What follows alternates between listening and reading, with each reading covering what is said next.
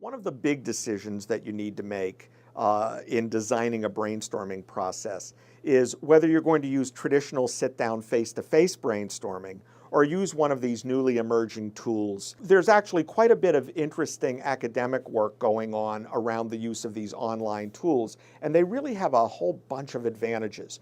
One thing that emerged in this research, and the research I'm referring to is a paper by a professor by the name of Olivier Toubia, who is now at Columbia Business School. He got his doctorate here in Boston at MIT. And he observed a bunch of things that go wrong or that are problematic in face-to-face brainstorming. One of those things is that there is always an undercurrent of politics in the room. It's just inevitable in any kind of human process. There's always posturing. There's an undercurrent of competitiveness, wanting to be the hero or kissing up to the boss's ideas, even if you didn't think they were all that good. And by going to the web, everybody can remain anonymous. They're just identified by a screen name or a screen avatar or something like that. And so that already has solved a lot of problems. Another issue that I would have never guessed is as critical as it has turned out to be is that very often the people who need to be engaged in a brainstorm are not co-located. They might be in R&D centers scattered all over the world. And the idea of bringing people together from Europe and Asia and various parts of the US is simply unrealistic and prohibitively expensive.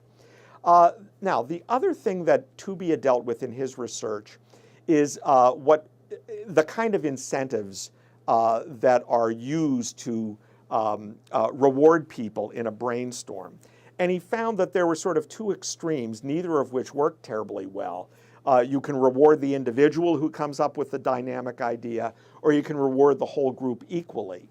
What he found was the most effective brainstorming was the phenomenon where one person would throw out an idea, and then someone would build on that, and someone would build on that, and the whole thing would just sort of roll uphill and get very, very exciting. And in his research, he dealt with the issue of, well, can I create an incentive system that encourages exactly that kind of behavior?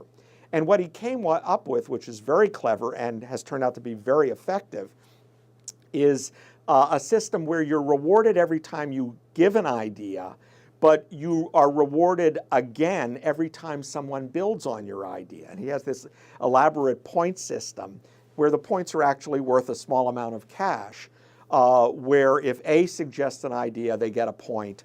And then if B builds on that, B gets a point, but A gets a second point. And then if C builds on that, they get a point, B gets a second point, C gets a third point. Many people have observed that it looks a little like Amway, to which Toubia always says, yes, exactly. That's exactly what we're trying to do here. It's kind of pyramid scheme in the reward system. Now, we've been experimenting with this and using this commercially now in a system that we've built that we call IDEALYST, that has just shown to be a great deal of fun as well as very effective in engendering people to create more and better ideas. And it's been just a great deal of fun for us as well as for the participants.